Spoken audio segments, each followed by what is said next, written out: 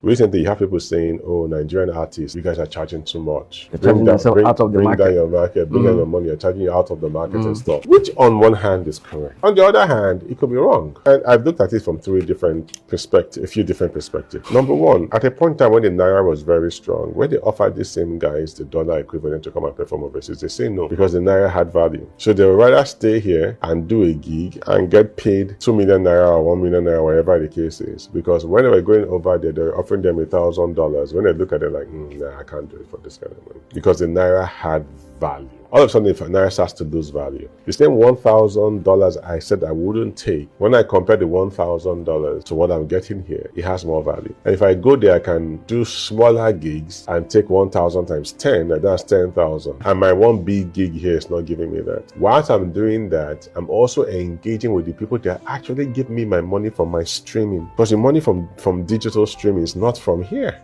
It's from there. So I'm going to make more money by going to 10 small engagements there. I'm going to engage with customers, consumers, even more fans who will now go back and stream my music. Then when I come back home, I'm making money from the digital space. If it were you, where will you go and perform? You're very correct. So what now happens is that you are saying that I'm pricing myself out of the market. No, I'm pricing myself out of the Nigerian market. But in the international market, I'm fine. And that's because of the value of the Naira. It's not because of anything else. So the same amount of money that they were refusing 15 years ago and 10 years ago, they will take the same amount of money now to do that. And this is where the twist is. It's now the time for Afrobeats globally.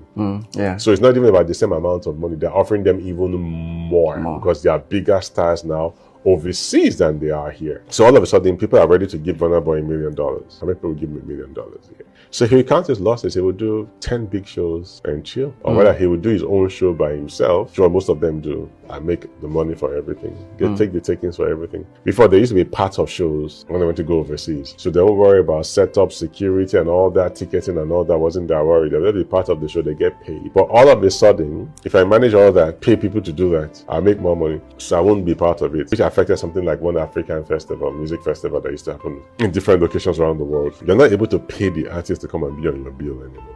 But they are making money. They are making money from streaming. They're making tons and tons of money from streaming. So there's a standard. So all of a sudden, the guys are happy to go there. Now, if fashion, in Nigerian fashion is now well received overseas and they want it every day, and they want it every day to use every day or use it every weekend, and they want it in quantity. Yeah. So all of a sudden, we are now starting to make clothes for international. We won't price in Naira, we will price in dollars. Yeah. And what that has to happen, you can't afford us here anymore. And let's make it even worse. We'll take away revenue from Nigeria because you definitely won't be producing here anymore. You start producing overseas for your overseas.